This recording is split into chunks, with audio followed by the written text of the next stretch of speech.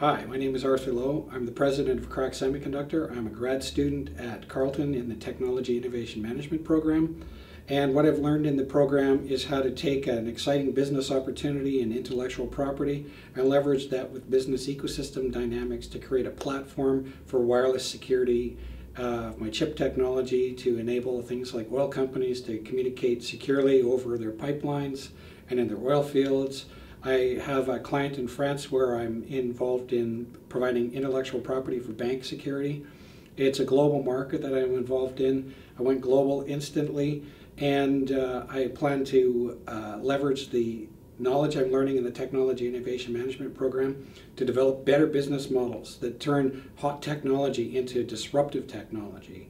And the way you do that is by getting other people involved in an ecosystem where the third parties will develop technology that's complementary to your platform, and the result is it attracts customers to your platform in the same way that game developers come to the Sony PlayStation because they're expecting kids to be playing on the games.